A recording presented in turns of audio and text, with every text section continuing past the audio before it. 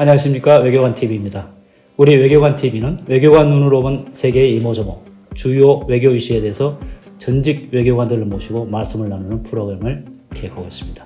한국외교협회 창립 50주년을 기념하여 세계의 이모저모의 특집, 세계에서 알아주면 쓸모있는 외교 잡학사전 알쓸외잡을 기획하여 1탄 중남미 특집에 이어 제2탄 아프리카 깊이 알기를 시작하였습니다. 저희가 주로 퇴직하신 외교관분들을 모시고 대담을 나누고 있는데 오늘은 특별한 두 분들을 모시게 되었습니다. 바로 현직에서 우리의 아프리카 외교를 담당하고 계시는 두 분 과장님들을 모시고 한국과 아프리카의 관계, 한아프리카 포럼에 관해서 말씀을 나눠보겠습니다. 오늘 소개드릴 두 분은 외교부 아프리카 중동국 박세아 아프리카 일과장과 한은실 아프리카 일과장입니다. 두 분 안녕하십니까? 네, 안녕하십니까? 안녕하세요. 어려운 걸음 감사합니다. 바쁘신 시간 중에 시간 내줘서 감사합니다. 두 분에 대한 소개를 각자 한번 간단히 해주시죠. 예, 안녕하십니까? 아프리카 일과 과장 박세아입니다. 네, 안녕하세요. 저는 아프리카 이과장 한은실입니다. 예, 되게 외교부 직제를 보면은 이렇게 지역별로 나누고 또는 이제 기능별로 나누고 그렇습니다만은 아프리카에도 이제 나라가 이제 워낙 많다 보니까 아마 일과, 이과 또 이제 중동 지역도 중동 일과, 이과 그렇게 나오는 것 같습니다. 일과, 이과는 어떤 구분을 하게 되나요? 우선 지리적으로 저희 아프리카 일과에서는 아프리카 동남부 지역에 있는 국가들을 담당하고 있습니다. 아프리카 대륙 54개국 중에 저희 아프리카 일과에서는 21개국 담당하고 있고 저희 아프리카 이과에서 이제 나머지 24개. 나라로 보면은 아마 아프리카과 두 과가 가장 많은 나라를 담당하고 있는 거 아닌가 싶습니다. 아까 말씀드렸듯이 54개국이라고 하셨는데 그중에 이제 사하라 이남 아프리카가 48개국이니까 그거를 27개 그렇게 나눠서 담당하고 있습니다. 지역으로 이제 어떻게 보면 지역으로 나누신 거죠. 이 동남부, 그다음에 중부, 서부. 그렇게 이제 어떻게 보면 지역 크게 보면은 그렇게 되는 거죠. 근데 뭐 지역적으로 보다 보면 아프리카가 상당히 이제 기후라든가 또는 이제 그 지리적인 그런 측면에 봤을 때 조금 차이가 좀 있을 것 같기도 하고 어떻게 두 분이 담당하시는 지역을 특성을 좀 이야기하신다면은 과거에 이제 케냐에서도 근무를 한 적이 있어서 네네. 동부 아프리카가 사실 많은 국민들에게는 가장 친숙한 아프리카일 것 같고요. 동부 쪽은 특히 뭐 유명한 뭐 세렝게티라든지 마사이마라라든지 그런 관광지가 있어서 잘 알려진 곳인 것 같고 저는 이제 중서부 아프리카를 담당하고 있는데 서부는 그 사막지대인 사해 지역과 크게 보면은 중부인 열대우림 지역으로 구성되어 있다고 보시면 됩니다. 그래서 아프리카는 사실 남쪽으로 가면 뭐 남아프리카는 펭귄이 사는 지역도 지역도 있는데 하여튼 다양한 기후대가 모인 큰 대륙이라고 보시면 됩니다. 그렇죠. 뭐 나라가 많고 또 이제 지역도 넓고 하다 보니까 아마 이제 조금 이게 우리가 아프리카 하면 같이 공통적으로 생각하는 측면도 있지만은 많은 차이점이 있을 거라고 생각됩니다. 지금 두 분 이게 담당하시는 그런 것은 지역적인 구분 이외에도 혹시 기능이라든가 뭐 국제기구라든가 그렇게 해서 나누신 것도 있나요? 예, 저희가 이제 사실 아프리카를 대표하는 지역기구가 아프리카 연합 AU인데요. 저희가 저희 이제 아프리카 이과가 지금 AU를 이제 담당하고 있고 그리고 아프리카 내에서는 8개의 지역 경제 공동체가 있습니다. 그래서 그거는 저희가 나눠서 하고 있습니다. 한 가지 조금 궁금한 게 지금 두 분이 지금 담당하는 지역이 넓다 보니까 그리고 또 이제 지금 전 세계적으로 이제 코로나19가 이제 그 확산돼 가지고 각 나라별로 이제 그 피해 정도가 다를 것이고 그다음에 대응하는 것도 다를 텐데 아프리카가 상당히 좀 열악한 환경이지 않습니까? 지금 소식은 어떻게 듣고 있습니까? 우리 공간들은 잘 있습니까? 공간들은 잘 있는데 뭐 아시다시피 저희가 국내 백신 접종이 지금은 뭐 완료자가 40%대라고 알고 있는데 저희가 초반에는 사실 공감원들에 대해서 특별히 더 백신을 접종해줄 수는 없는 상황이어서 사실 많은 그 코로나 그 확진자가 있었고요. 그래서 그 개개인별로 상황은 다르지만 여하튼 저희도 좀 어려움은 있었습니다. 교민분과 마찬가지로. 예. 우리나라가 뭐 아프리카에 대해서 뭐 백신 외교라든가 뭐 그런 건 있습니까? 백신을 요구하는 나라들이 있습니다. 근데 저희가 아직 지금 최근에 베트남에 저희가 100만여 분 이상 공여했다고 지금 신문에서 저도 봤는데 하여튼 저희 아프리카까지는 아직 저희가 손길이 미치고 있지는 않습니다. 예. 방역 물품은 이제 백신 외에도 네. 저희가 코이카 무상원조 그렇죠. 진단 키트 같은 경우 뭐 그렇게 해서 많이 보냈겠죠. 마스크라든가. 글로벌 그 코백스 패시리티 통해서도 그렇죠, 지원을 하고 그렇죠. 있습니다. 네. 예, 그래서 그 지점에서 제가 한 가지만 더 말씀드리면 백신은 저희가 아직 공유를 못하고 있지만 그 방역 물품은 저희가 작년 기준 거의 2억 불 정도 꽤 많네요. 예, 네. 했고요. 그리고 그게 좀 특징적인 거는 저희가 기본적으로는 양자적으로 저희가 지원을 하는데 코로나를 계기로 저희의 방역 물품을 요청하는 국가들이 많아서 53개국에 네. 저희가 백신을 지원을 했습니다. 백신이 아니라 방역 물품을 방역 지원했습니다. 예. 하긴 우리 진단 키트가 뭐 세계적으로 알려지고 또 마스크의 또 품질도 이게 상당히 좋다고 이제 그러니까 그런 측면에서 뭐 우리가 코이카를 통해서든지 아니면 직접적이든지 뭐 상당히 역할을 했겠네요. 예, 그리고 실제적으로 전 세계를 보내서 저희 진단 키트를 구매하려고 전 세계를 보낸 나라가 뭐 가봉이라든지 모로코라든지 있었는데요. 아, 그래요? 예, 그 전 세계를 타고 저희 교민분들이 귀국도 하시고 그런 가봉에서? 사례도 있었습니다. 예, 예. 대단합니다. 예. 그냥 또 아프리카 우리하고 좀 관계를 한번 들어가 보면은 이제 저희가 이제 아프리카 깊이 알기에서 지금 이게 다르다 보니까 1960년에 이제 아프리카에 많은 나라들이 독립을 했습니다. 이제 우리나라도 이제 그 이후에 우리나라도 보니까 제가 근무했던 요르단도 1962년에 우리나라 외교 관계를 맺었더라고요. 근데 독립하면서 이제 외교 관계가 있을 텐데 우리나라와 이제 주로 이제 아프리카 국가들하고 그 외교 관계를 맺기 시작한 게 어느 시점부터 그렇게 됐나요?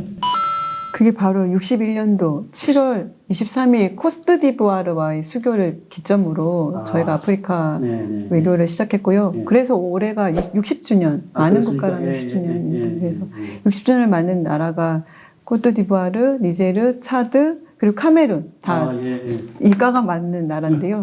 아무래도 수교를 불어권 나라들이랑 시작을 해서 지금도 아프리카 하면 불어 이렇게 생각하게 된 계기가 아닌가 싶습니다. 그렇죠. 예. 그렇죠.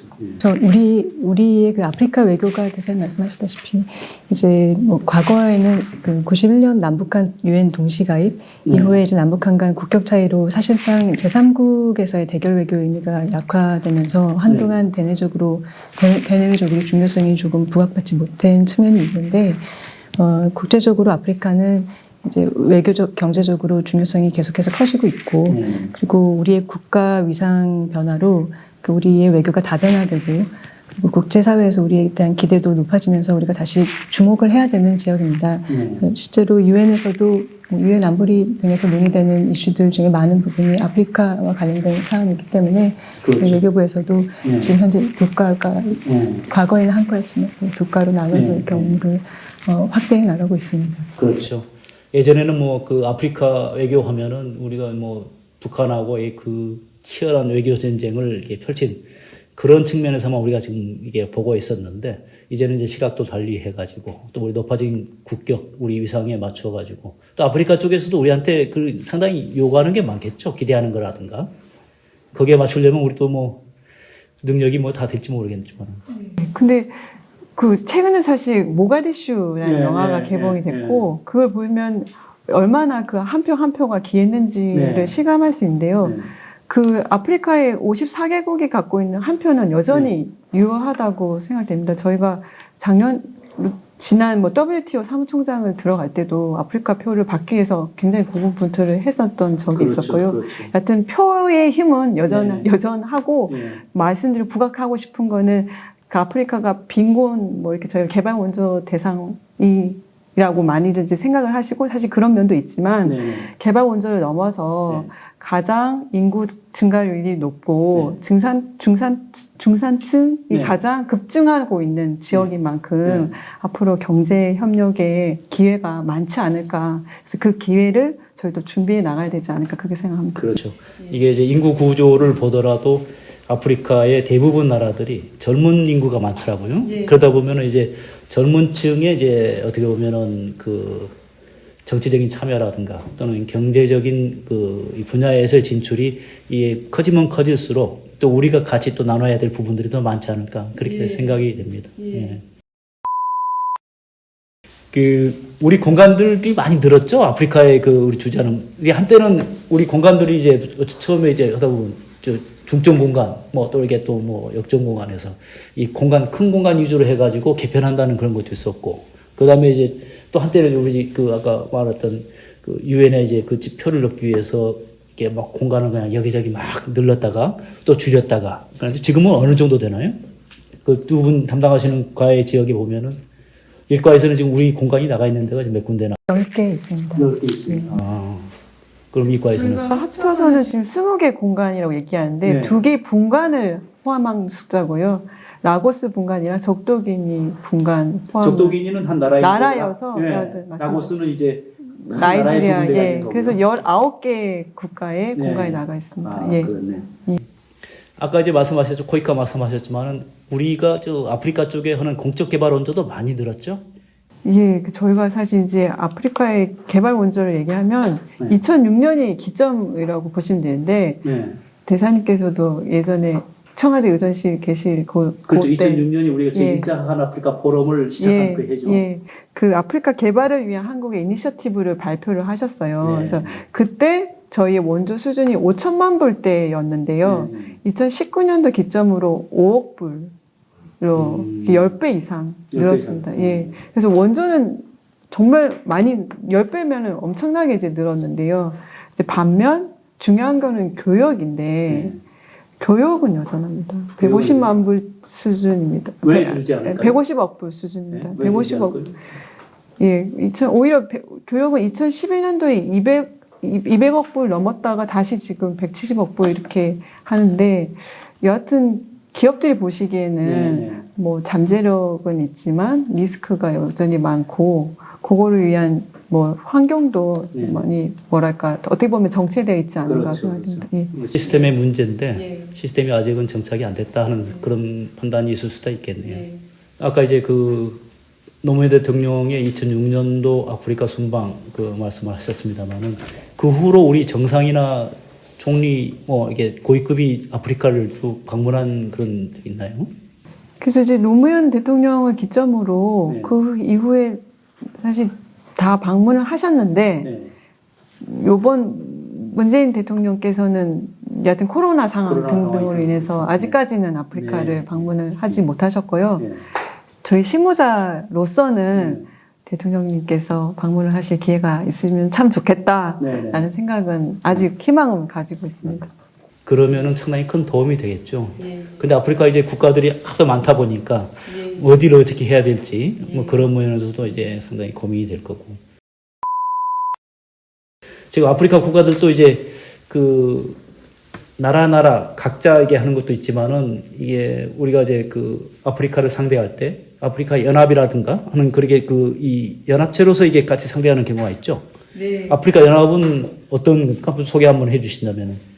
그러니까 아프리카 국가들은 사실 굉장히 뭐랄까 격차가 있습니다. 예를 들어서 나이지리아로 얘기하면 나이지리아는 뭐 아프리카 최고의 경제 대국이고 최대의 인구 대국이고 뭐 그런 상황인데 뭐 그 옆에 뭐 말리라든지 뭐 이런 차드라든지 니제리아라든지 굉장히 취약국도 있고 그래서 굉장히 다양한 나라가 이제 속해 있는데 그러다 보니까 아프리카 국가들 자체가 나 혼자로서는 내가 할 수 없다는 생각이 있는 것 같습니다. 그래서 우리는 뭐랄까 통합을 해야 된다. 그래서 많은 이유를 어떻게 보면 목표로 삼고 지금 경제 통합을 해오고 있고요. 가장 대표적인 사례가 아프리카 자유무역 지대 AFCFTA라고 하는데요. 그거에 뭐 1995년 WTO 출범 이후 가장 많은 국가가 참여하고 있는 가장 큰 무역지대라고 이제 거의 보시면 대부분 참여하고 있나요? 아프리카 국가들이 54개국이 다 서명한 걸로 알고 있고 그렇습니까? 2019년도에 이제 발효를 했고 네. 올해 1월 1일부터 네. 그 교역을 교육은. 시작하는 걸로 지금 네. 다 뭐 선언을 하고 네. 실제로 교육이 진행 중입니다. 예. 근데 그러나 뭐 그 세부로 악마는 디테일에 있다고 세부를 보면 뭐 원산지 규정이라든지 양어표라든지 하여튼 과제는 많습니다만 아프리카를 하나의 큰 자유무역 지대로 가져가려는 그런 움직임은 굉장히 천천히지만 진행되고 있습니다. 그렇게 하다 보면은 아프리카 국가 간의 분쟁이라든가 뭐 알력이라든가 그런 부분은 조금 줄어들 가능성이 크겠네요. 대사님 굉장히 중요한 포인트를 말씀하셨는데요. 네. 실제로 아프리카 국가 간의 영내 무역은 사실 15%밖에 안 됩니다. 아프리카 국가의 대부분이 EU나 뭐 미국, 뭐 이런 중국, 네. 대부분 여개 국가랑 교역을 하고 있고 영내 국가랑 교역이 없다라는 데 굉장히 많은 문제점을 인식을 갖고 있고요. 네. 그렇지만 영내 무역을 하기 위해서 우리가 무엇이 중요하냐? 네. 인프라가 먼저 개선이 되어야 될 거고요. 그리고 서로 간의 국경의 뭐 관세라든지 그런 절차적인 인프라도 개선되어야 됐고요. 그래서 여하튼 과제는 많고 네. 있지만 가능성은 많다. 그리고 핵심적으로 서로 교역을 하려면 상호 보완적인 교역이 물자가 있어야 되니까 그래서 제조업이 늘어야 된다. 그렇죠, 그렇죠. 예. 네. 그 지점에서 우리나라 기업들도 아프리카에 가서 네. 제조업을 예, 많이 투자를 하시는 계기가 앞으로 많이 있었으면 좋겠습니다. 그 이제 우리가 이제 외교 일선에서 일하다 보면은 가장 안타까운 게 우리가 심정적으로 그렇게 이제 또 실제적으로 가서 봤을 때 이거 이렇게 하면 좋겠다 느끼는데 이제 또 기업하고는 사람들 비즈니스 하는 사람들은 또 다르게 보더라고요. 맞습니다. 그 이제 자기가 리스크를 무릅쓸 만큼 이게 효과가 있느냐 하는 그런 측면인데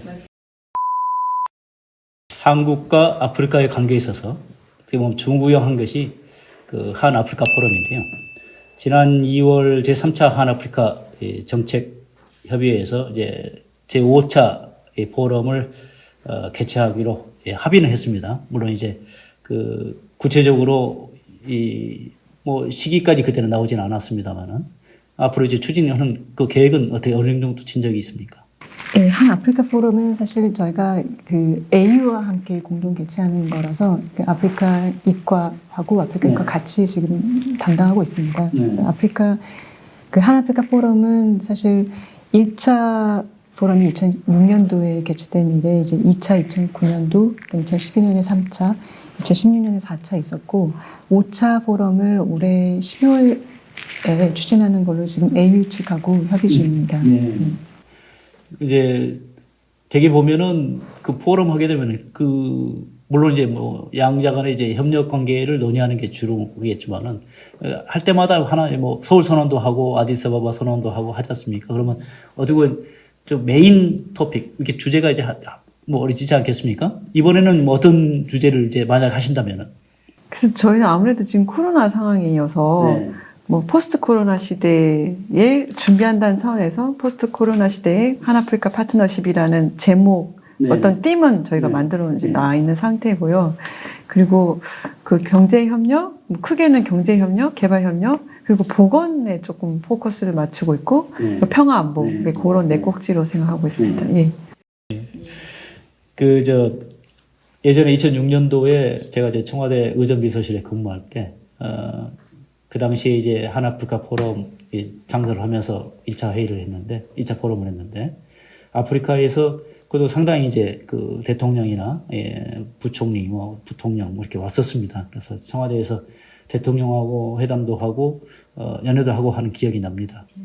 이번에도 이제 그런 거 상정하고 준비를 하고 계시겠죠? 예, 기본적으로 장관급 회의라서 외교장관 분들이 많이 오시면 좋겠다고 이제 생각을 하고 있고요. 정상까지는 저희가 뭐 그거는 물음표라고 말씀드립니다. 예. 조금 아마 솔직한 답변을 하셔야 될 것 같은데 4차가 2016년에 있었죠?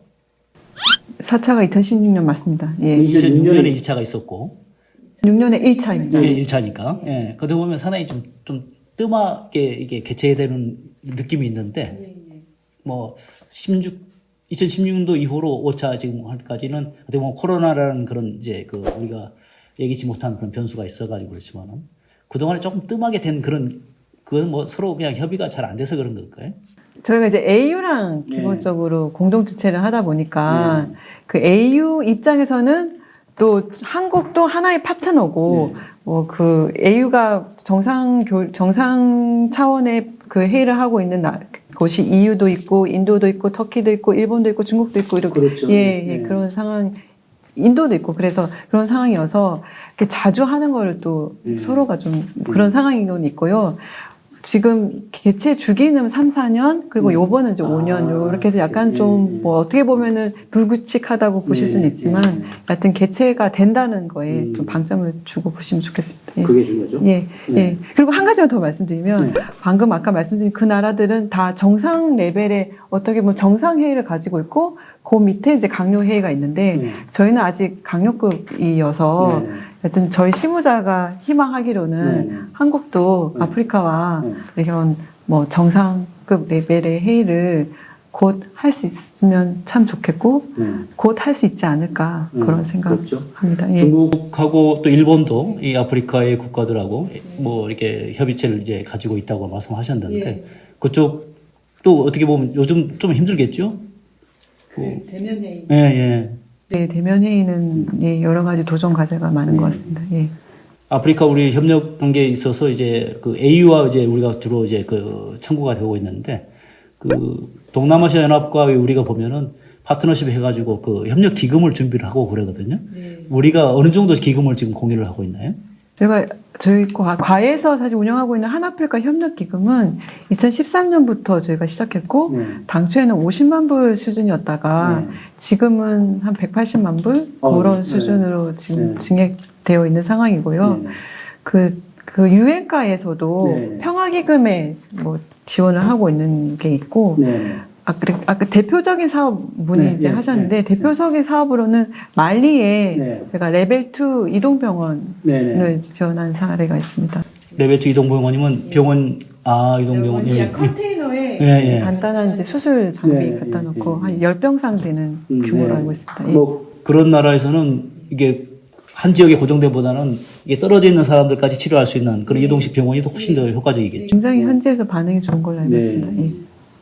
그 두 분이 담당하시는 지역별로 혹시 중점적으로 추진하시는 뭐 사업 같은 게 있나요?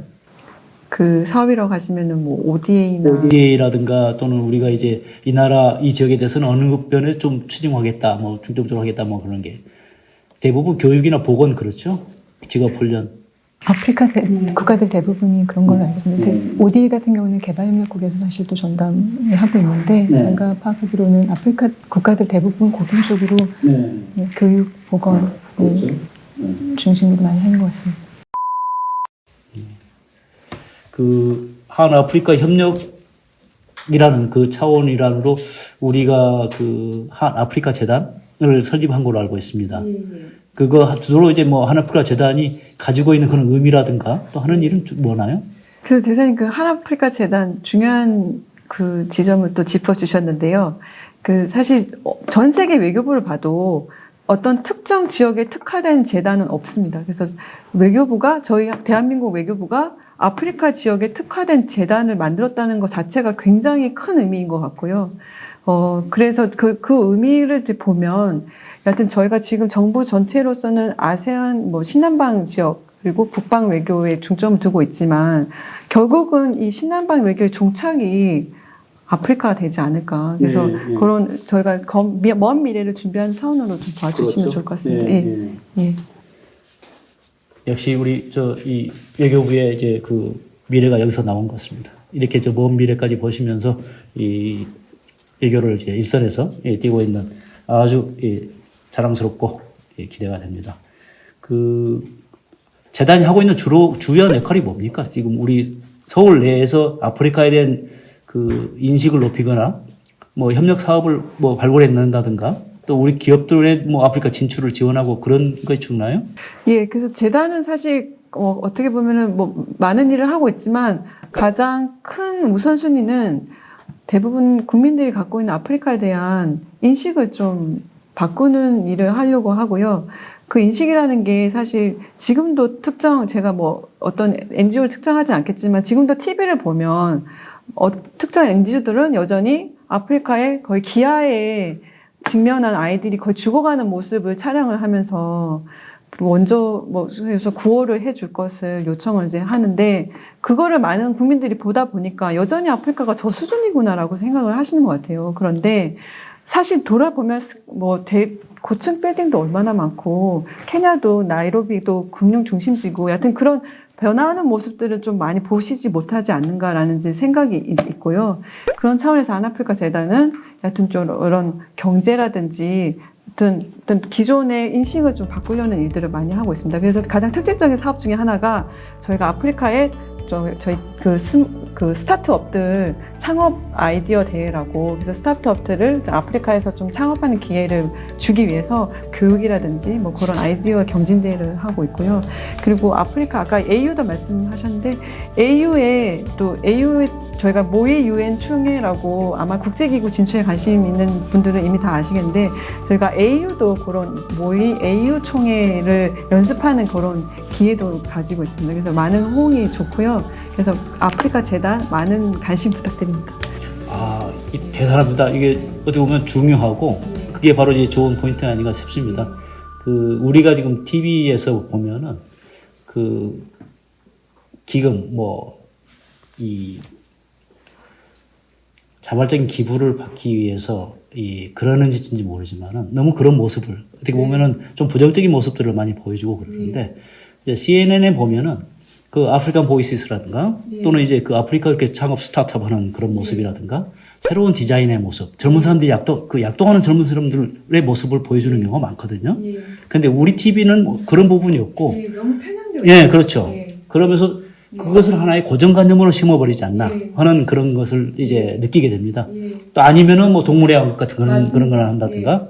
이게 바로 이제 그 서구 사람들이 예전에 과거 식민지배였던 서구 사람들이 그 고정관념을 심어줬던 그것을 우리가 반복하고 있지 않나. 그런 이제 좀 느낌이 들고요. 두 분이 우리 한가족께서 말씀하신 그 포인트가 바로 이제 또 우리가 들여다봐야 할 새로운 모습이 아닐까. 그렇게 생각됩니다. 두 분의 역할 중요하고요. 또 이제 한아프리카 재단이 또 하고 있는 역할. 최근에도 보니까 우리 비즈니스가 아프리카에 진출할 수 있게끔 같이 또 협업하는 MOU 했다는 그런 또 이야기도 들었습니다. 두 분 과장님, 소중한 시간 내줘서 감사합니다. 감사합니다. 우리의 아프리카 외교 정책을 입안하고 집행하는 외교 일선에서 일하는 두 분의 말씀을 들어보는 기회를 가졌습니다. 시청해 주셔서 감사합니다. 외교관 TV입니다. 감사합니다.